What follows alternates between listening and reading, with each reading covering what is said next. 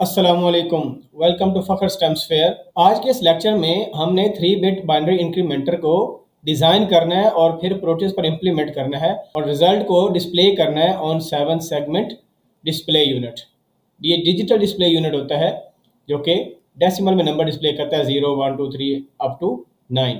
एक इसका single unit 0 से 9 तक डिस्प्ले करता है रिजल्ट को। 3 बिट का मतलब ये है 3 बिट का मतलब ये है कि आपने ऐसा कॉम्बिनेशनल सर्किट बनाना है जिसकी इनपुट पर 3 बिट्स होंगी। हमें पता है जब 3 बिट्स होती हैं तो हमारे पास जो डेसिमल नंबर वेरी करता है वो वेरी करता है फ्रॉम 0 टू 7। फॉर एग्जांपल आपकी इनपुट पर 7 है बाइनरी में जो कि 111 बनता है। 3 इनपुट बिट का मैक्सिमम नंबर ये बनता है। तो इसका मतलब क्या हुआ कि आउटपुट पर कितना आएगा 8 आएगा। इंक्रीमेंट का मतलब है कि जो भी इनपुट होगी उसमें हम +1 कर देंगे तो आंसर एक नंबर बड़ा आ जाएगा यानी 8 आ जाएगा। और 8 का बाइनरी इक्विवेलेंट क्या होता है 1000 यानी 1000 ये बाइनरी डेसिमल में 8 होता है। तो अगर लेट्स सपोज हमारी इनपुट 7 है आंसर 8 आ जाना चाहिए। अगर हमारी इनपुट 5 है तो उसके रिस्पेक्टिव आंसर क्या आना चाहिए 6। और यही सेम नंबर हमने डिजिटल डिस्प्ले यूनिट पर प्रिंट करना है। अब सबसे पहला स्टेप क्या होना चाहिए इस प्रॉब्लम को सॉल्व करने के लिए आप सोचें, फिर मैं आपको बताता हूँ। तो सबसे पहला स्टेप होना चाहिए ट्रुथ टेबल बनाना। तो ये आपके पास ट्रुथ टेबल है इस प्रॉब्लम का। यहाँ पर आपके पास 3 आपको ब्लू कलर में इनपुट्स नजर आ रही हैं A0 A1 A2।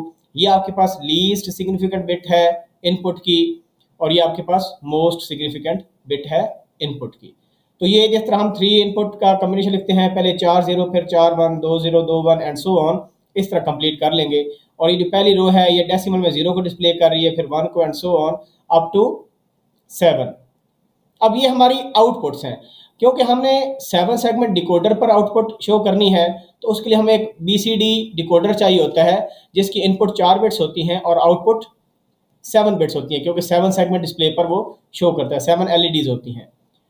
तो उस वजह से हमारे पास वैसे भी हम 7 में अगर 1 ऐड करें तो हमारे पास जो 8 है वो 4 बिट्स की फॉर्म में डिस्प्ले होता है।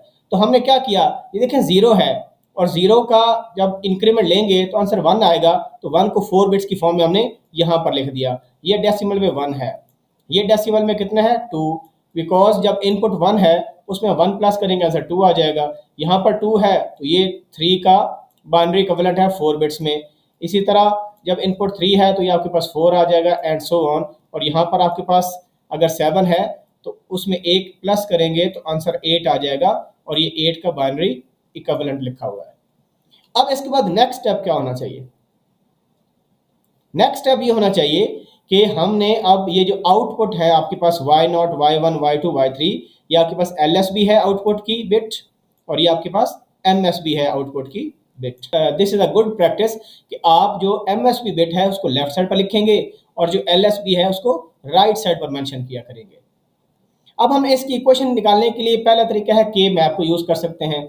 दूसरा मेथड है कि हम इसको मल्टीप्लेक्सर से भी इंप्लीमेंट कर सकते हैं।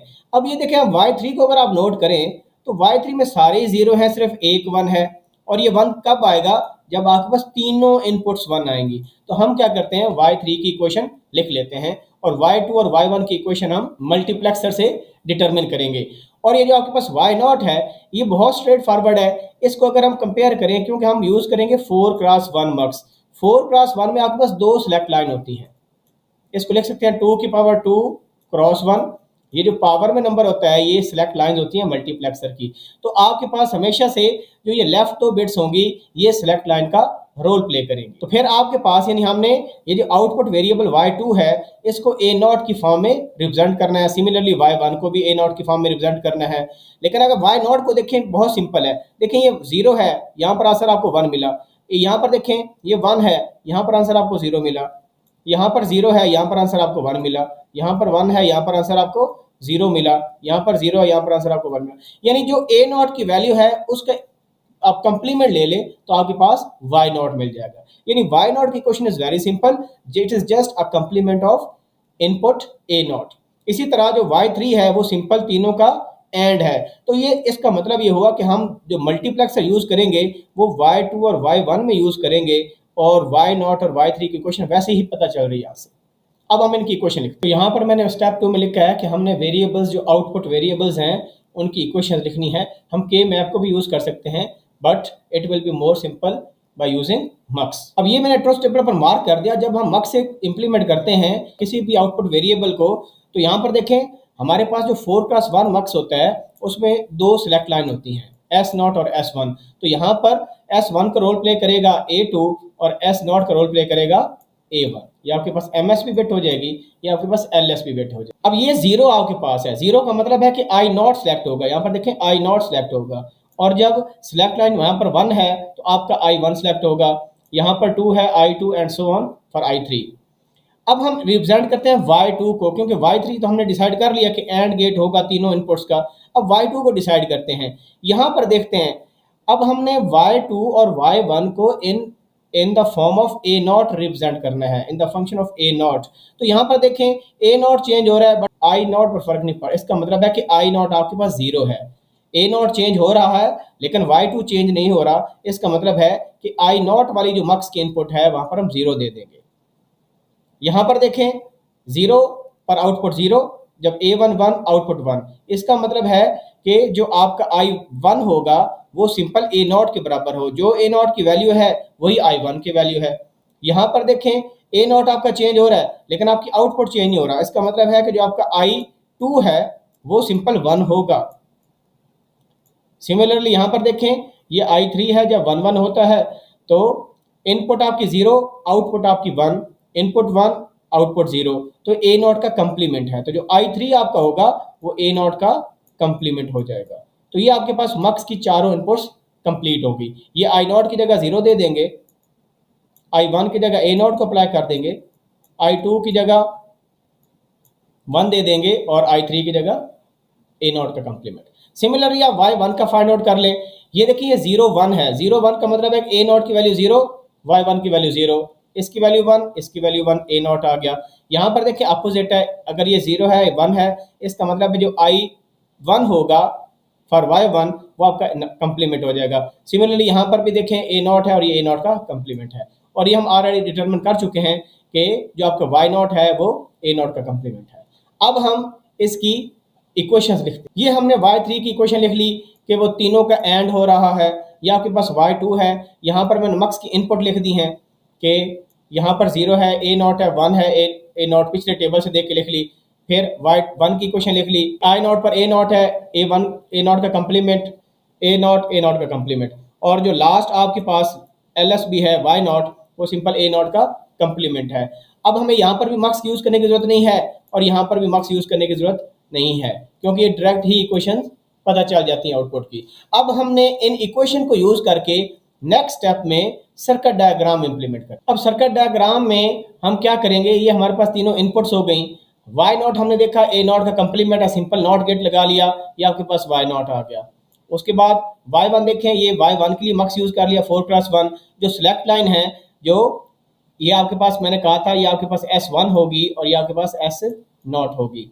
तो जो S1 है उसको हमने A2 से कनेक्ट कर दिया और जो S0 है उसको हमने A1 से कनेक्ट कर दिया। किस पर सिलेक्ट लाइन है, लेफ्ट वाली MS भी होती है A2 और ये A1। सिमिलरली यहाँ पर भी देखें ये सिलेक्ट लाइन क्या है, A2 है और ये वाली A1 है। ये सिलेक्ट लाइन हो गई। अब रिस्पेक्टिव जो पिछले स्लाइड पर मैंने आपको बताया कि जो इक्वेशन आई थी उसी को इम्प्लीमेंट कर लेंगे। यहाँ पर क्या है, I0 के साथ क्या कनेक्टेड है, A0 कनेक्टेड है। यहाँ पर क्या उसका कंप्लीमेंट कनेक्टेड है, यहाँ पर A0 उसका कंप्लीमेंट। सिमिलरली जो दूसरा मार्क्स था जो कि Y2 की इक्वेशन थी, ये तो Y1 की इक्वेशन थी। Y2 की इक्वेशन में क्या था, 0 आया था I0 पर, फिर यहाँ पर A0 आया था, ये A0 लिखा भी हुआ है यहाँ पर, फिर I2 पर 1 था और यहाँ पर कंप्लीमेंट था, ये Y2 हमारे पास आ गया। और Y3 क्या था, तीनों इनपुट्स का एंड था। अब हमने क्या करना है, क्योंकि रिजल्ट को अगर तो बिट्स में डिस्प्ले करना हो तो यहाँ तक काफ़ी था। अब हमने 7 सेगमेंट डिस्प्ले यूनिट पर रिजल्ट को डिस्प्ले करना है, तो हम BCD to 7 segment decoder use करेंगे। और इसके लिए हमारे पास जो IC यूज़ होती है वो 74LS47, ये कॉमन एनोड है। यहाँ पर वेरी वेरी इंपॉर्टेंट पॉइंट है, क्योंकि स्टूडेंट्स को पता नहीं होता कि कॉमन एनोड यूज़ करना है कि कॉमन कैथोड। आप कोई भी यूज़ कर सकते हो, लेकिन जो आप BCD to 7 segment decoder use करोगे, अगर वो कॉमन एनोड है तो आपके पास जो डिस्प्ले यूनिट होगा, सेगमेंट डिजिटल डिस्प्ले यूनिट है, वो भी कॉमन एनोड होना चाहिए। अगर आप यहाँ पर एक IC होती है 48, वो कॉमन कैथोड है। अगर आप कॉमन कैथोड यूज़ कर रहे हैं BCD to 7 सेगमेंट डिकोडर, तो आपको जो डिस्प्ले यूनिट है वो भी कॉमन कैथोड का यूज़ करना है। 4-8 कैथोड के लिए होता है और 4-7 एनोड के लिए होता है। तो हम क्या यूज़ कर रहे हैं, एनोड को यूज़ कर रहे हैं। एनोड में क्या करना होता है, जो 7 सेगमेंट डिस्प्ले होता है उसमें यहाँ पर हम सप्लाई देते होते हैं। सप्लाई का मतलब है हम 1 दे देंगे तो ये एक्टिव हो जाएगा। ये डिस्प्ले यूनिट का मैंने लिखा है। और इसमें 4 इनपुट्स होती हैं, क्योंकि BCD में 4 इनपुट्स होती हैं, Y0, Y1, Y2, Y3। ये आपके पास LSB है, ये आपके पास MSB है। और ये आउटपुट कितनी देते हैं, 7 आउटपुट्स होती हैं, जो कि 7 LEDs आपके पास है। ये हम डिस्प्ले यूनिट के साथ लगा देते हैं तो आपका नंबर डिस्प्ले हो जाता है। अगर बाइनरी में फॉर एग्जांपल आपको यहाँ पर 0-0 मिल रहा है, ये लेट्स सपोज आपको 0-0-1 मिल रहा है, तो ये आपको 1 डिस्प्ले कर देगा। अगर आपको 7 मिल रहा है, ये 7 डिस्प्ले कर देगा। अब हम इसको प्रोटेus पर देखते हैं कैसे इंप्लीमेंट करना है। प्रोटेus पर करने के लिए आपको कौन से कंपोनेंट चाहिए, हमें लॉजिक स्टेट चाहिए इनपुट के लिए, नंबर 2 हमें नॉट गेट चाहिए एक, हमें एक एंड गेट चाहिए, हमें 2 मक्स चाहिए। लेकिन प्रोटेus में आपके पास डुअल 4x1 मक्स होता है। एक हमें BCD to 7 सेगमेंट डिकोडर चाहिए, इस ये IC नंबर है उसका 7447। और साथ हमें एक 7 सेगमेंट डिस्प्ले चाहिए कॉमन एनोड का। ये चीज़ें हमें चाहिए। और अभी हम देखते हैं कि कंपोनेंट कैसे सर्च आउट करते हैं प्रोटेus के अंदर। ये आपके पास प्रोटेus है और सबसे पहले हम कंपोनेंट सेलेक्ट करने के लिए आपको सिंबल नज़र आ रहा है, ये एम्पलीफायर वाला ऑपरेशनल एम्पलीफायर का सिंबल इस तरह का होता है, ये येलो कलर है। इस पर क्लिक करेंगे तो आपके पास ये P और L आ जाएगा, पिक डिवाइस। P पर क्लिक करेंगे और सबसे पहले हमने क्या करना है, हमने लॉजिक स्टेट होती है इनपुट के लिए, लिखेंगे लॉजिक स्टेट और आपके पास ये सिंबल आ जाएगा। हम इसको सिलेक्ट कर लेंगे, ये वाला सिंबल, इसको हम सिलेक्ट कर लेंगे। ये हमारे पास लॉजिक स्टेट। अगर हम इसको प्लेस करें तो आपके पास ये, आप इसको जूम इन भी कर सकते हैं, यहाँ से विंडो को एडजस्ट भी कर सकते हैं। जो कंपोनेंट हमने लेने हैं वो हमने प्लेस करिए। लॉजिक स्टेट है, इसको आप 1 करें 1 हो जाएगा। लॉजिक टॉगल भी यूज़ होता है, लेकिन उसको यहाँ से उसके पास एक, आपके पास एक यहाँ पर इनपुट होती है, उसको हम क्लिक करते हैं तो लॉजिक टॉगल होता है। तो ये ज़्यादा फ्लेक्सिबल है लॉजिक स्टेट, इसको यूज़ करेंगे। और हमें क्या चाहिए, हमें चाहिए जनाब इसके बाद हमें चाहिए नॉट गेट, हम नॉट लिख देंगे, ये आपके पास नॉट गेट आ गया। अब हमें और क्या चाहिए, अब हमें चाहिए एंड गेट। और एंड में आपके पास 3 इनपुट्स यूज हो रही है, ये by default 2 input and gate है। तो 3 इनपुट के लिए आपको अंडरस्कोर और 3 लिखना पड़ता है, ये लिख दिया तो आपके पास ये 3 इनपुट एंड गेट आ गया। मल्टीप्लेक्सर के लिए आप लिखें मल्टीप्लेक्सर, या आप IC नंबर भी ले सकते हैं। तो 74153 आपके पास इसका IC नंबर है। तो ये नंबरिंग वाइज आपके पास पहले छोटे नंबर आते हैं फिर बड़े नंबर आते हैं। 74153 आपको यहाँ से मिल जाएगा। डुअल, तो डुअल का मतलब है कि इस IC में 2 4x1 मल्टीप्लेक्सर हैं। ये देखें, आप IC नंबर भी ले सकते हैं 74153, या आप मल्टीप्लेक्सर लिखेंगे तो आपके पास आ जाएगा। ओके प्रेस कर दें तो आपके पास ये मल्टीप्लेक्सर है। अब इसमें आप देख रहे हैं ये एक मल्टीप्लेक्सर है, 1 का मतलब है पहला मल्टीप्लेक्सर और 2 का मतलब है सेकंड मल्टीप्लेक्सर। ये 0 का मतलब है I0, I1, I2, I3। इसी तरह इसका I0, I1, I2, I3। और आपके पास AB क्या है, सिलेक्ट लाइन है। यहाँ पर एक चीज नोट करनी है, यहाँ पर जो A है ये आपकी LSB है, यानी हमारे केस में जो A1 है वो यहाँ पर कनेक्ट होगा और जो A2 है वो B पर कनेक्ट होगा। यहाँ पर इस तरह ऑर्डर में होता है कि जो ऊपर वाली होती है वो LSB को शो करती है और जो नीचे वाली इनपुट होती है वो MSB को शो करती है। अब यहाँ पर आपको E नजर आ रहा है, 1E का मतलब है पहले मक्स को इनेबल और 2 का मतलब है सेकंड मक्स का इनेबल। ये दोनों बबल का मतलब है कि दोनों को हमें ग्राउंड देना पड़ेगा। अगर आपको एक ही मक्स यूज करना है तो फिर आप 1E यूज करें, अगर आप ये यूज कर रहे हैं तो आपको 2E को ग्राउंड करना है। ग्राउंड का मतलब है दोनों को हम 0 दे देंगे। इसके साथ हमें अब यूज करना है 7 सेगमेंट डिकोडर की IC और डिस्प्ले यूनिट। तो BCD to 7 सेगमेंट डिकोडर लेने के लिए आप यहाँ पर लिखेंगे 74LS47।